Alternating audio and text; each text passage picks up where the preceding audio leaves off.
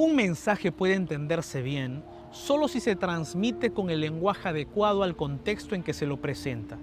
Un excelente mensaje dirigido a los griegos en español, por ejemplo, sería inútil, pues no sería entendido. El idioma es apenas un aspecto de la contextualización, pero nos ayuda a pensar que todo mensaje necesita ser adaptado al público que lo recibirá.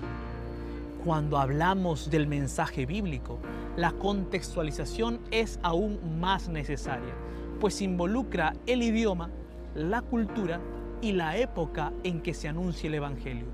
¿Quieres saber un poco más? Entonces quédate conmigo. Está comenzando Fe para Hoy.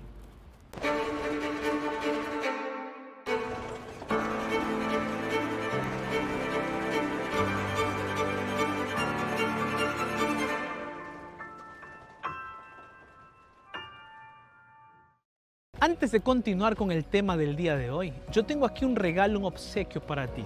Esta revista titulada Marcadas por la Fe. Es una guía de estudio de la Biblia que te va a guiar a través de la historia de 8 mujeres a comprender las circunstancias complejas de la vida y a confiar en Dios para vencer esas situaciones difíciles. Entonces, yo te invito el día de hoy para que puedas solicitar gratuitamente este estudio bíblico a través de nuestra página web www.nuevotiempo.org/escuela bíblica o también a través de nuestro número de WhatsApp más 5512 98 100 14 60.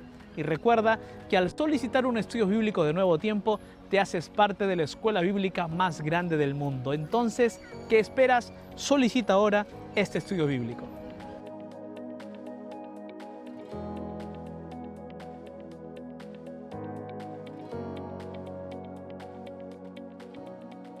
La Biblia fue escrita hace miles de años en un contexto cultural, social y lingüístico completamente diferente al actual. Y si no hiciéramos un proceso de contextualización, no lograríamos que el mensaje original llegue a las personas del siglo XXI. En este proceso de contextualización se deben considerar muchos elementos, algunos de los cuales ya hemos mencionado anteriormente. Debido a las limitaciones del tiempo, nos detendremos en algunos pocos pero esenciales. Primero, nos ocuparemos de la cosmovisión bíblica cristiana, ya que es a través de ella que transmitiremos el mensaje. Luego nos ocuparemos también de la principal cosmovisión vigente en la actualidad, la cosmovisión posmoderna y sus corrientes de pensamiento que dificultan la transmisión del mensaje bíblico. Presentaremos también algunos asuntos sobre cultura y contextualización y finalmente presentaremos algunos ejemplos bíblicos donde se contextualiza el mensaje de Dios. La cosmovisión de una persona define la manera en la que afrontará el mundo a su alrededor. Por eso, es importante que entendamos qué es una cosmovisión y cómo influye en la manera en que las personas reciben el mensaje evangélico. En su libro titulado El universo de al lado, James Sire presenta 7 cuestiones esenciales que revelan la cosmovisión de una persona. Estas son: primero, ¿cuál es la realidad primaria? O es decir, ¿qué es lo que es verdaderamente real? Segundo, ¿cuál es la naturaleza de la realidad externa? Es decir, el mundo que nos rodea. Tercero, ¿qué es el ser humano? Cuarto, ¿qué le pasa al hombre cuando muere? Quinto, ¿es posible conocer? Sexto, ¿cómo sabemos lo que es correcto y lo que no? Séptimo, ¿cuál es el sentido de la historia humana? Podemos deducir a través de las preguntas formuladas que la cosmovisión define los principales aspectos de la vida del ser humano. Los aspectos filosóficos fundamentales de la vida de una persona serán definidos por su visión del mundo. Por eso, para lograr alcanzar con el mensaje bíblico a alguien, es fundamental considerar su visión del mundo.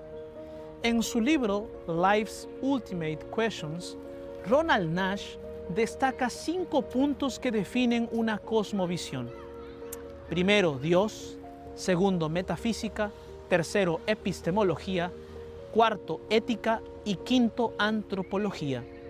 Comentando estos puntos, Augustus Nicodemos dice lo siguiente: lo que un individuo cree sobre estos 5 puntos es lo que tiñe las lentes con las cuales visualiza y descifra el mundo a su alrededor. Asimismo, lo que uno cree es la influencia decisiva en la relación con uno mismo, con el prójimo, con el mundo, en la casa, en el trabajo y en la sociedad como un todo. Para ejemplificar cómo influye una cosmovisión, podríamos usar cualquier aspecto de la vida: la religión, la política, la familia o incluso la manera de vestir. James Sire usa el arte como un ejemplo de la influencia de una cosmovisión. Así, dentro de la cosmovisión bíblica teísta, el arte nos asemeja a Dios. Los artistas que operan dentro de la cosmovisión teísta tienen una sólida base para su trabajo. No hay nada tan liberador para ellos como descubrir que pueden inventar gracias a que son como Dios. La inventiva artística es un reflejo de la ilimitada capacidad de Dios para crear. Siguiendo la línea de pensamiento de James Sire, en la cosmovisión cristiana, la ciencia es producto de la existencia de Dios, porque el conocimiento es posible, ya que hay algo por conocer, Dios y su creación, y hay alguien a quien conocer, al Dios omnisciente y a los seres humanos creados a su imagen. Por otra parte, la existencia de diversas cosmovisiones inevitablemente causan conflictos. El que más nos interesa en esta ocasión es la confrontación entre la posmodernidad y la visión cristiana del mundo. Van Husser expone uno de los temas de ese conflicto, el que se relaciona con la cuestión de la revelación. Los posmodernos son incapaces de explicar el conocimiento literario o la revelación bíblica. Sin embargo, según las escrituras y la tradición cristiana, Dios es un Dios que habla y se revela, cuyo espíritu acompaña su palabra desde la inspiración, pasando por la redacción hasta la apropiación. Esta dificultad que tiene la mente posmoderna para aceptar la revelación de Dios a la humanidad por medio de la Biblia es una de las consecuencias del pensamiento relativista actual. La posmodernidad propone una visión del mundo que perturba la mente humana, ya que la desconfianza no puede tornarse como una visión consistente del mundo. Ese es el camino a la locura. Desde mediados del siglo XX, la humanidad ha pasado por un proceso acelerado de cambio en su forma de pensar, y poco a poco, la cosmovisión posmoderna se ha ido construyendo y consolidando como la forma hegemónica de pensar. Este hecho, sin embargo, no debe ser motivo para que los cristianos se desanimen en sus creencias, ni mucho menos que dejen de creer en que la cosmovisión bíblica cristiana es la mejor forma de ver la vida. Antes bien, debe considerarse siempre la importancia del cristianismo y su forma de ver el mundo como la fuerza que construyó la modernidad, la ciencia y las bases de la sociedad en la que vivimos. Hablar sobre la contextualización del mensaje bíblico sin considerar la cosmovisión posmoderna sería construir un argumento manco, pues la sociedad vive inmersa en esa visión del mundo, la cual ha influenciado todas las facetas de la vida actual. Por eso, es necesario tener una visión general de la posmodernidad. Como esta filosofía no es el foco en esta ocasión, haremos un resumen general y breve del asunto.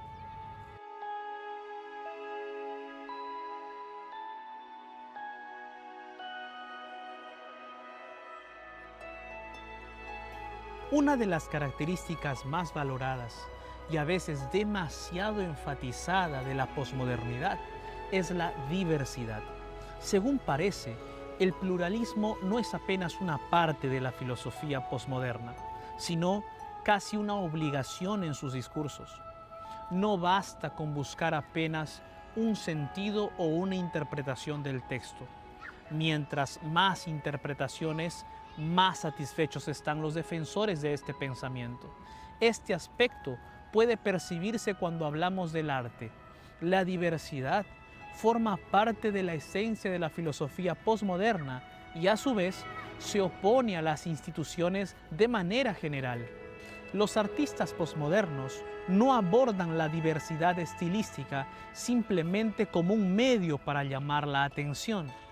La atracción ocurre en el nivel más profundo. Forma parte de una actitud posmoderna más general. Se trata de una intención de desafiar el poder de la modernidad tal cual éste se presenta en las instituciones y en las tradiciones canónicas. Una ilustración que nos ayuda a entender qué es la posmodernidad y su espíritu es el cine, como esclarece Grenz. Vivir en la sociedad posmoderna significa habitar un mundo semejante al del cine. Un reino en el que la verdad y la ficción se funden. Vemos el mundo del mismo modo en el que vemos las películas, con la sospecha de que lo que vemos a nuestro alrededor en realidad tal vez sea ilusorio. A pesar de las disyunciones de la película, el observador puede al menos tener la certeza de que expresa algo relacionado con las mentes que lo produjeron. El cineasta contribuye frecuentemente al enfoque desamparado del mundo creado por la película. Por otro lado, cuando observan el mundo, los posmodernos no tienen la certeza de que exista una mente por detrás de él. Frente a este escenario filosófico actual, la contextualización del Evangelio es una necesidad urgente.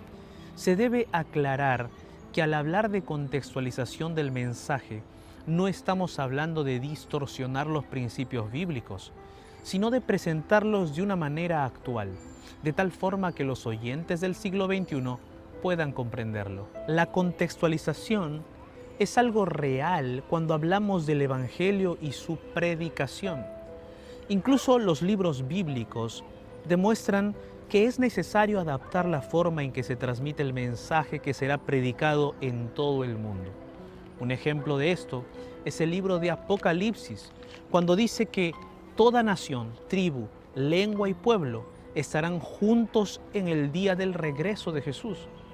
La Biblia no dice que todos nos uniremos en una misma cultura, sino que admite que existen pueblos, tribus y lenguas que recibieron y aceptaron el mensaje de Cristo y estarán en aquel día en que el Salvador vuelva en gloria y majestad. Otro ejemplo real de la necesidad de aprovechar elementos de la cultura, siempre y cuando no contradigan el Evangelio, sucedió en el siglo XIX, en el contexto del avance del Evangelio por todo el mundo. En ese siglo, la cultura no solo fue combatida, sino que fue necesaria para el avance del Evangelio. Casi todos aquellos teólogos famosos del siglo XIX dirían que todo aquello en el cristianismo que no fuera compatible con la modernidad sería descartado como superstición, como reliquia de un tiempo pasado, cuando las personas no pensaban críticamente, sino que se sometían a la autoridad. Todo eso no pasaba de una tergiversación del cristianismo, producto del oscurantismo medieval y de la actitud totalitaria del catolicismo romano.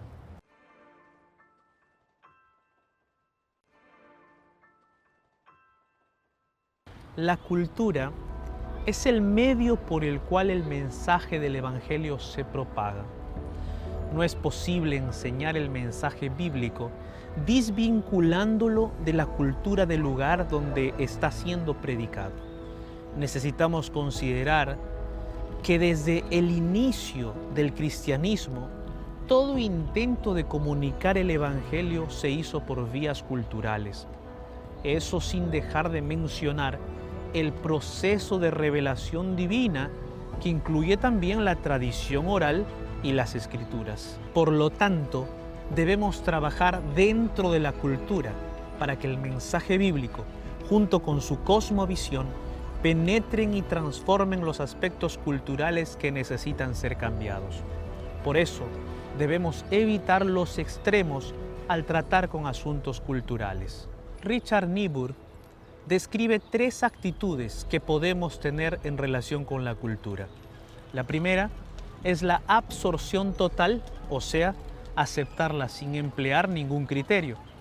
Aquí, todos los aspectos culturales son incorporados a la vida cristiana y a su mensaje. Esta actitud es extremadamente riesgosa para la integridad del Evangelio. La segunda actitud está en el otro extremo, es el rechazo total de la cultura. Esta actitud puede causar prejuicios en la predicación cristiana por desconsiderar aspectos importantes que contribuirían con la misión de Dios. Ambas actitudes que acabé de mencionar deben evitarse. Niebuhr defiende el análisis y uso razonado de la cultura en la predicación del Evangelio. La cultura no es una cosa mala en sí misma, pero está contaminada por el pecado. Por eso, se deben analizar cuidadosamente y con sabiduría las diferentes culturas para contextualizar el mensaje.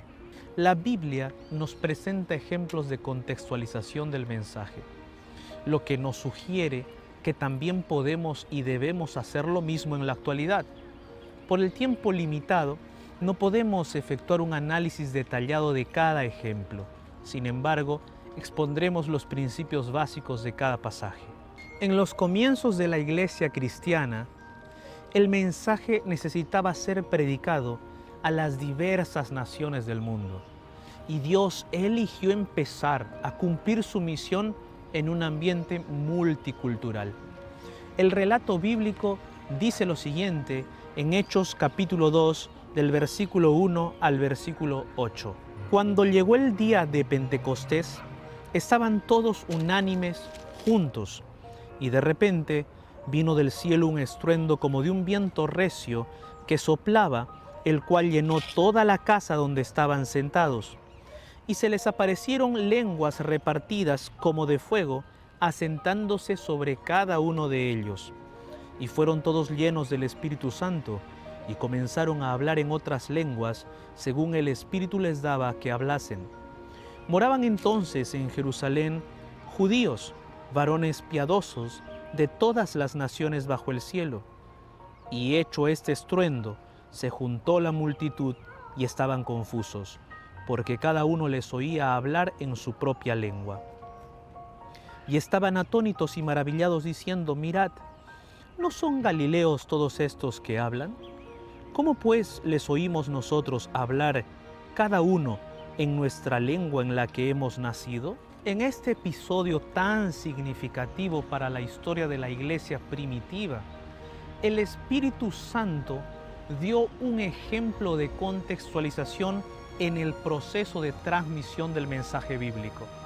La iglesia cristiana actual debe adoptar la misma actitud frente a los desafíos lingüísticos, culturales y ambientales en los lugares en que se evangeliza.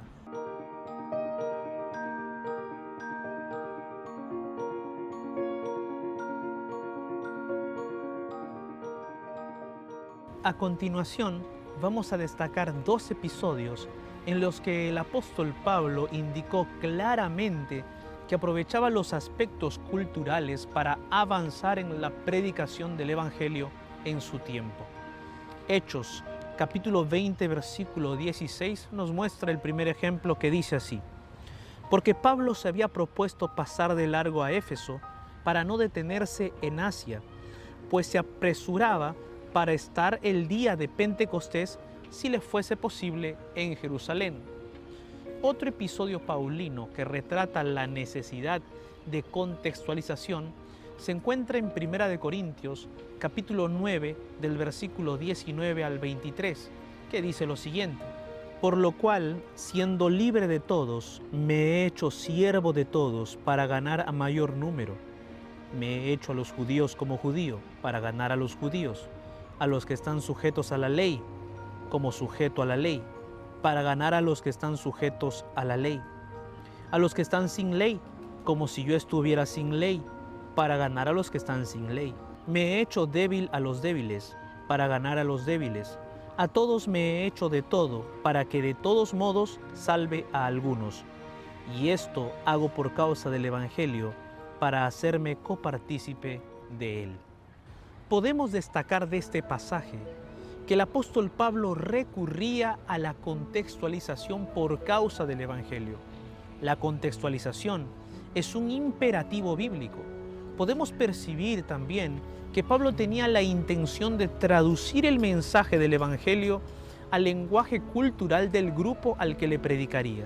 Todo lo que hacía Pablo, su rápida adaptación a la sociedad en la que se encontraba y su disposición para ser tolerante y paciente para con la gente, tenía un solo propósito: la salvación de los que creyeran en su mensaje. No se expresaba como si hubiera pensado que todos se salvarían, pues sabía que muchos no creerían. En su amoldamiento a las costumbres, hábitos y opiniones de toda clase de personas para poder salvar a algunos, Pablo seguía de cerca el modelo del Salvador, descrito por el profeta en el libro de Isaías capítulo 42, versículo del 1 al 3, que dice: no quebrará la caña cascada. La adaptabilidad es una de las cualidades más útiles que puede cultivar un ministro. Le ayuda a trabajar como Jesús trabajaba, en los hogares de los pobres e ignorantes, entre los mercaderes y comerciantes, en los lugares públicos, en los banquetes y diversiones de los ricos y en su conversación con los sabios. Finalmente, el mayor ejemplo de contextualización del mensaje lo encontramos en el propio Cristo. El apóstol Juan describió lo siguiente en su Evangelio, el capítulo 1 del versículo 1 al 3, lo siguiente: en el principio era el Verbo, y el Verbo era con Dios, y el Verbo era Dios. Este era en el principio con Dios. Todas las cosas por Él fueron hechas, y sin Él nada de lo que ha sido hecho fue hecho. Algunos versículos después, continuó diciendo lo siguiente. En el versículo 14 dice: y aquel Verbo fue hecho carne, y habitó entre nosotros, y vimos su gloria, gloria como del unigénito del Padre, lleno de gracia y de verdad. El apóstol Juan ya ha afirmado la verdadera deidad de Cristo, y ahora afirma su verdadera humanidad. Cristo es divino en el sentido absoluto y supremo de la palabra, pero también es humano en el mismo sentido, con la excepción de que no conoció pecado, como dice 2 Corintios capítulo 5, versículo 21. Repetidas veces y enfáticamente las Escrituras proclaman esta verdad fundamental. Aunque originalmente Cristo era en forma de Dios, Él no estimó el ser igual a Dios como cosa que aferrarse, sino que se despojó a sí mismo y, hecho semejante a los hombres, estuvo en la condición de hombre.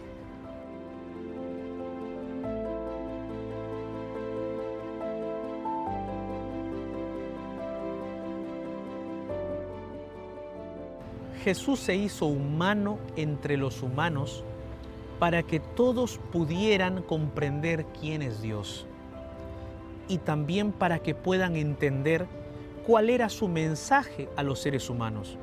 Sin lugar a dudas, la encarnación de Cristo es, en la Biblia, el mayor ejemplo de contextualización, tanto del mensaje como del mensajero. Cuando analizamos la encarnación de Cristo, podemos percibir que, al hacerse humano, Jesús no se adhirió a todas las características de los humanos de su época, ya que no vino con la naturaleza humana caída. Cristo se contextualizó hasta lo sumo, pero sin quebrantar los principios que Él mismo estableció.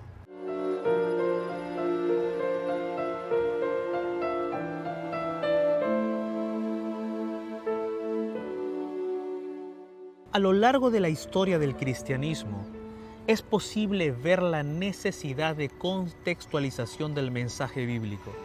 La propia Biblia da indicios de esa necesidad. El proceso de contextualización debe efectuarse evitando los excesos. No debemos adherirnos a la cultura indiscriminadamente. ni debemos rechazar la cultura completamente.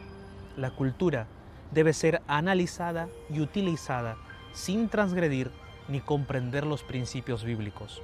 Por eso el día de hoy yo te invito para que continúes estudiando la palabra de Dios y también te animo para que la vivas y la proclames en tu cultura, en tu sociedad, en tu casa y en tu familia. Que Dios te bendiga en ese propósito.